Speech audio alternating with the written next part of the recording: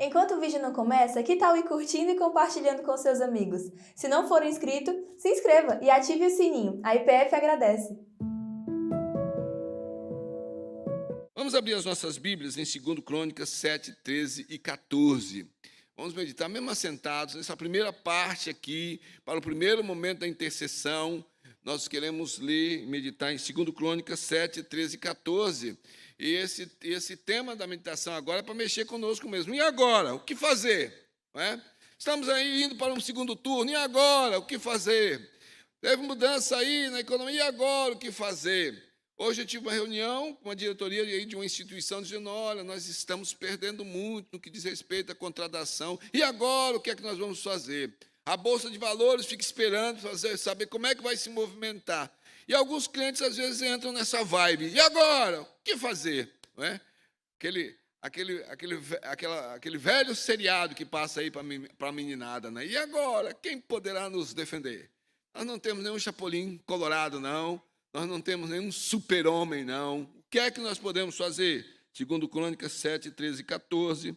Se eu cerrar os céus de modo que não haja chuva, ou se ordenar aos gafanhotos que consumam a terra, ou se enviar a peste entre o meu povo, se o meu povo, que se chama pelo meu nome, se humilhar e orar e me buscar, e se converter dos seus maus caminhos, então eu ouvirei dos céus, perdoarei os seus pecados e sararei a sua terra. Irmãos, notaram que nas nossas últimas ênfases, as ênfases nos últimos dias, reunião de oração, tema do jejum, vigília, movimentação, as ministrações pastorais, tem sido no sentido de movimentar a igreja num ato político. Tem alguns reclamando, como é que é? A igreja não vai falar, os pastores nós estamos falando. É que alguns querem que a gente diga, vá por essa direção. Alguns querem que diga, esse candidato é de Deus, esse candidato é do diabo. Nós estamos movimentando a igreja num ato político que é orar, ter consciência do que está fazendo, ser responsável, estudar, pesquisar os seus candidatos, os seus partidos, as suas ideologias, aproximá-los dos princípios do reino. Lembra da recomendação? Leia Mateus 5, 6 e 7, o Sermão do Monte, e compare o que é que você está, o que é que você vai escolher, como é que você vai se movimentar. Mas não é só na política, é em todas as coisas. Para você que é empresário, como é que você age como empresário? Para você que é empregado, como é que você age como empregado? O mundo fala como é que tem que ser, mas a palavra de Deus nos dá as orientações. E o Senhor Jesus nos diz lá em Mateus, no capítulo 22, versículo 21, dai, pois, a César o que é de César e a Deus o que é de Deus. Olha, Jesus olha para a realidade, nós temos essa realidade. Os anjos não estão aqui trazendo coisa para nós, sabe, comida e dinheiro. Não, nós temos uma vida para viver. E nesse ritmo de vida, nós temos que lidar com os relacionamentos humanos. Jesus está dizendo, a fidelidade de Deus, é lógico, é o top da nossa vida. É a prioridade máxima. Eu não gosto de dizer muito prioridade assim, porque prioridade que nós temos na nossa vida, Deus nem se questiona, Ele já está aí, ó concurso. Ele está acima daquilo que nós vamos estabelecer no nosso dia a dia. E Jesus diz aqui, olha, faz o que você tem que fazer. Tem imposto para pagar aí? E o povo chiando, Roma apertava mesmo. Jesus não faz nenhum levante, diz, faça o que tem que fazer. E seja fiel a Deus. O apóstolo Paulo escreveu em 1 Timóteo, no capítulo 2, versículos 1 a 4, antes de tudo, pois, exorto que se use a prática de súplicas, orações, intercessões, ações de graça em favor de todos os homens, em favor dos reis e de todos os que se acham investidos de autoridade, para que vivamos vida tranquila e mansa, com toda piedade e respeito. Isto é bom e agradável diante de Deus, nosso Salvador, o qual deseja que todos os homens sejam salvos e cheguem ao pleno conhecimento da verdade. O apóstolo Paulo não diz aqui, olhe por alguns homens, ele diz todos os homens. E é interessante que esse texto ele começa dizendo aí, pelo menos na versão atualizada que eu estou usando aqui, e que vai seguindo ali como está lá no grego, o que ele coloca aqui, ele diz, antes de tudo, olha gente, tem guerra política aí, tem guerra de propaganda, tem antes de tudo, ele diz, para! Eu quero exortar vocês para que orem. Antes de tudo. Vá para diante de Deus. Coloque esses homens na presença dele. Não importa negócio de partido e tal, nesse momento aqui nós estamos orando. Quem está investido de autoridade, estamos orando. Quem será investido de autoridade, nós estamos orando. E agora a igreja vai se movimentar nesse cenário para continuar orando. Porque se alguém é obediente a Deus, se alguém não afronta a Deus com o seu jeito de governar, será abençoado. A igreja ora por isso, mas a igreja ora também para que Deus erga as suas mãos e derrame a sua justiça. Então Deus abate aqueles que se levantam contra ele. Herodes se levanta diante do povo e fala como se fosse um Deus. Sabe, como se ele fosse um primeiro-ministro da época, ou um ministro aí que estivesse aí como um magistrado nosso no Supremo, falando como um Deus. Comido de bicho cai naquele momento, porque o homem não pode usurpar o lugar de Deus, roubar a glória de Deus. O autor aos Hebreus, no capítulo 13, versículos 17 e 18, diz assim, escreveu assim: obedecei aos vossos guias e sede submissos para com ele, pois velam por vossa alma, como quem deve prestar contas, para que façam isso com alegria e não gemendo, porque isso não aproveita a vós outros. Orai por nós, pois estamos persuadidos de termos boa consciência, desejando em todas as coisas viver condignamente. Orar pelas lideranças religiosas, para que não se corrompam, para que sejam fiéis à palavra de Deus, para que não façam bravatas e discursos, muitas vezes, realmente, com palavras de ira, até desejando a morte, decretando a morte daqueles que pensam diferente. Esse não é o nosso papel. O nosso papel é orarmos para que esses líderes religiosos, claro que os líderes religiosos, os pastores estão aí incluídos nisso, vivam condignamente de acordo com o Evangelho. Então, o que é que nós devemos fazer como crentes? Em que nível a nossa obediência mudou nos dias de hoje em comparação à obediência do passado? Se o Deus continua sendo o mesmo, se a vontade dele é soberana, quanto a orar pelo país, pelos governantes, pelos pais, pela família. O que é que nós vamos fazer, irmãos? Orar e obedecer a palavra de Deus. O irmão Gilson vai dar continuidade na vigília, não é? E ele vai ministrar e nos levarmos a orar pelos líderes da igreja e do país. É um momento em que nós estaremos ali orando e clamando pela liderança. Então vamos ficar na primeira parte, tem a pausa do caldo da nossa irmã Dora. Depois, então, nós temos a continuidade da vigília. Vamos orar, irmãos. Há aspectos e assuntos que vão ser desenvolvidos durante a vigília aqui. João Calvino escreveu que a função da política é fazer com que as leis dos homens se aproximem da lei de Deus. Então, oremos para que o povo tenha discernimento em escolher aqueles que governam, aqueles que fazem a lei, aqueles que vão aplicar a lei, não de acordo com a vontade humana, a tendência, porque hoje que nós temos, infelizmente, não há como fugir dessa realidade, é um sistema de lei, em alguns pontos, falido, em que premia o criminoso, em que abre as portas para a injustiça. Devemos clamar, irmãos, para que homens e mulheres eleitos e que sejam investidos nesses cargos, que tenham autoridade, tenham consciência, mesmo que não creiam em Deus, mas lá eles trabalhem debaixo da justiça, porque a igreja está orando para que eles cheguem, através dessas leis, o mais próximo dos princípios de Deus. Porque aqueles que são crentes e estão lá no meio, estão com o papel de evangelizar, testemunhando a esses, eles vão ver o evangelho sendo vivido, e alguns deles se converterão, como resposta às orações da igreja. Pastor Alderir de Souza Matos, no livro Calvinismo e Política, escreveu: os reformados entendem que Deus é o Senhor de toda a vida.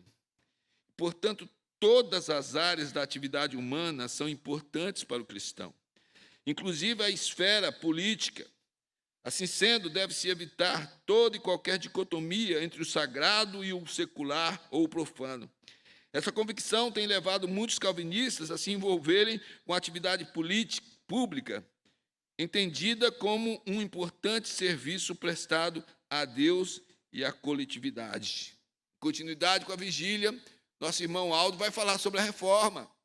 Contraste a nossa posição como herdeiros da reforma no dia de hoje. E vamos orar nesse sentido. Temos uma história, temos uma bagagem que não deve somente nos orgulhar, porque realmente teve um papel importante na história da igreja naquela época, mas viver no dia de hoje. Como é que, nesse contexto, nós vamos viver aquilo que a palavra nos dá? Irmãos, a igreja tem que orar. Não existe outra opção. Aqui, essa vigília hoje, devia ter mais gente aqui, famílias orando, porque nós estamos intercedendo pelo nosso país. Vamos separar um horário? Não dá para participar de tudo, vamos participar de uma parte, ou no início ou no final, mas as famílias orando e clamando. Eu sei que tem muita gente em casa e está orando. Quero fazer um desafio. Quando terminar essa primeira parte que é transmitida, a vigília não é transmitida no restante, então você vai aí na sua casa, com a sua família, gastar um pouco mais de tempo, orando e intercedendo, vigiando, fazendo a vigília. Ah, pastor, a gente foi até as 22 horas em casa. Amém, graças a Deus. Então, a visão está sendo desenvolvida no meio da igreja. Irmãos, o contexto das palavras do texto que nós lemos aqui é o seguinte: Davi foi um homem de guerra e ele queria construir o templo. Havia o tabernáculo, que era movimentado em alguns momentos, num cenário de um clima tenso, porque havia todo um ritual dado por Deus para movimentar o cenáculo, a tenda que andava e que era alvo da adoração. Ali estava a arca da aliança. Mas Davi não pôde construir, era homem de guerra, e Deus disse que o filho dele construiria. Salomão é o filho. Então ele desenvolve e é obediente nos mínimos detalhes. Deus dá a planta, Deus dá as medidas, Deus dá o modo como deveria ser construído. Eu fico pensando em alguns de nós hoje. Mas por que madeira? Mas por que a casa? Por que não faz isso? Por que não obedecer, irmãos? Para andar em frente, o povo de Deus tem que aprender a obedecer. Nós temos uma mania de, sabe, uma coisa vem, mas a gente quer dar um jeito, quer fazer um outro jeito. Obedecer é o que o povo de Deus tinha que fazer aqui. Salomão pede sabedoria, conhecimento a Deus, constrói o templo, e então ele consagra o templo. Ele diz: Deus, olha para esse templo. Ouve quando nós estivermos orando aqui, 8 dias de festa de consagração do altar e da casa do Senhor. E então, no texto de 2 Crônicas 7, versículos 12, 15 e 16, Deus aparece ao rei Salomão à noite e diz assim: Salomão havia consagrado e havia orado, entregando aquela casa, entregando o templo diante do Senhor. E então Deus ouviu a oração, irmãos. Olha como que Deus fala com Salomão: ouvi a tua oração e escolhi para mim este lugar, para a casa do sacrifício. Estarão abertos os meus olhos e atentos os meus ouvidos à oração que se fizer neste lugar, porque escolhi e santifiquei esta casa para que nela esteja o meu nome perpetuamente. Nela estarão fixos os meus olhos e o meu coração todos os dias. Irmãos, Deus ouve, Deus olha, Deus sabe. Aquele templo ali seria depois exaltado pelo povo que se esquece do Deus do templo e passa a venerar o templo. Esse templo foi destruído. Se constrói um outro templo e ele é destruído. Tem alguns aí com erros totalmente absurdos, interpretando a construção de um terceiro templo como se fosse algo apocalíptico. Precisamos estudar a Bíblia para entender, meus irmãos. Ele consagra esse templo e diz: Senhor, olha para cá. Então, as bênçãos de Deus, às vezes, vêm respondendo às orações, algumas vezes em meio a batalhas espirituais. Diácono Flávio vai falar daqui a pouco sobre oração. Nós vamos orar, vamos abordar essa luta espiritual, essa guerra contra o mal. Salomão está dedicando e Deus está dizendo: eu vou ouvir as orações aqui, que serão feitas neste lugar. Porque em alguns momentos serão travadas batalhas espirituais contra o mal. E o povo de Deus vai colher isso depois. Porque desobedeciam. Porque eram hipócritas. As orações feitas nesse lugar aqui já não eram ouvidas mais, porque Deus não está olhando para o lugar, está olhando para a consagração das vidas que se reúnem ali. O povo de Deus é chamado para adorar, agradecer, exaltar ao Senhor, mas também para batalhar espiritualmente em oração, com a visão da realidade, porque o diabo sempre vai atacar, usando as mais diversas estratégias para derrubar o povo de Deus. E é necessário ter noção disso, é necessário ter discernimento para isso. Em Efésios capítulo 6, versículos 11 e 12, o apóstolo Paulo nos diz a respeito da armadura do crente, e ele diz: revesti-vos de toda a armadura de Deus, para poder ficar firmes contra as ciladas do diabo, porque a nossa luta não é contra o sangue e a carne, e sim contra os principados e potestades, contra os dominadores deste mundo tenebroso, contra as forças espirituais do mal nas regiões celestes. Esse templo foi construído e consagrado, mas Deus não habita somente aqui. Há outros templos, em outros lugares, e o povo está orando.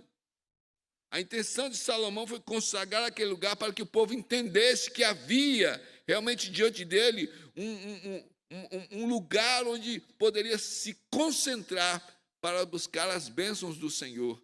Mas os olhos de Deus, o tempo todo, estavam atentos para saber se o pecado estava sendo combatido ou não, se a vida de santidade estava sendo desenvolvida ou não. Segundo Crônicas, capítulo 7, versículo 14, nós temos lá no finalzinho a bênção do Senhor. Essa bênção condicionada. Então, alguns só pegam a este lado e se esquecem que o juízo de Deus está no versículo 13. Se eu cerrar aí, a palavra quer dizer, se eu fechar, se eu trancar, se não chover, ou se então houver aí um levante dos gafanhotos que estão dormindo debaixo da areia, para que dizimem tudo, ou se eu ainda ordenar que haja peste entre meu povo, este é o exercício do juízo de Deus. Deus tem bênção para dar, Ele cumpre as suas promessas, mas a sua soberania não frustra os seus propósitos. Muitas vezes, irmãos, as nossas vidas estão debaixo de luta, porque Deus quer nos tratar, Ele quer nos transformar. Na visão dada a João, lá em Apocalipse, no capítulo 3, versículo 19, Jesus diz ao anjo da igreja de Laodiceia: eu repreendo e disciplino a quantos amo, sê, pois, zeloso e arrepende-te. Nosso Deus é um Pai que ouve orações, mas conhece os corações. As orações têm que estar comprometidas com uma vida de fidelidade a Ele. E a vida de fidelidade que vai dar o discernimento de entendermos o tratamento de Deus sobre as nossas vidas. Às vezes isso a gente tem que falar com temor e tremor. Calvino escreveu, baseado, quem sabe, lá em Provérbios 28, ele diz: quando o Senhor quer julgar uma nação, Ele lhes dá governantes ímpios.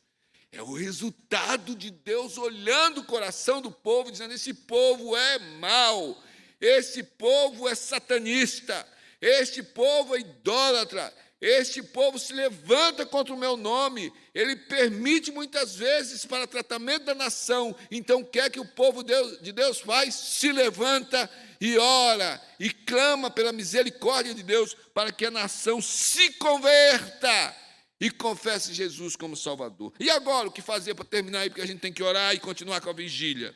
Os crentes, em primeiro lugar, os crentes devem se humilhar diante de Deus. Deus diz aí: se o meu povo, que se chama pelo meu nome, era Israel no passado, é a igreja hoje. Se humilhar. Alguns aí nos combates, nos debates, mostram a soberba, o orgulho. O nosso povo tem que estar, o presbítero Levi disse ainda agora, então ele deve ter o PH que está dirigindo aí a reunião, de joelho. Ele falou: então nós vamos nos ajoelhar daqui a pouco. Em segundo lugar, os crentes devem perseverar em oração.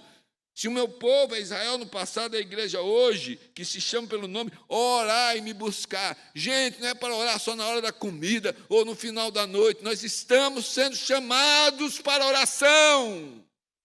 Nas vigílias, nos cultos de oração, em casa, em coletividade, em família ou individualmente, nós estamos dizendo: orem, orem, me busquem, batam a minha porta, peçam. O povo não pode estar estagnado espiritualmente e se envolvendo em tantas discussões que não levam a nada. Somente a disputa de inteligência, quem é que sabe mais. E nós somos chamados para orar perseverantemente. Em terceiro lugar, os crentes devem agir como convertidos. se converter dos seus maus caminhos. Crentes agindo realmente como carnais, xingando os outros irmãos, usando termos pesados, rompendo relacionamentos até dentro de casa. Se converter significa se arrepender dos seus pecados e dizer: Deus, me perdoa. Eu quero agir como teu filho, como tua filha. E, finalmente, os crentes devem crer no agir de Deus, porque então a palavra aí de Deus a Salomão é: eu ouvirei dos céus, eu perdoarei os pecados e eu sararei a terra. Que o Senhor nos abençoe. Para mais informações e novidades, siga as nossas redes sociais e fique por dentro de tudo.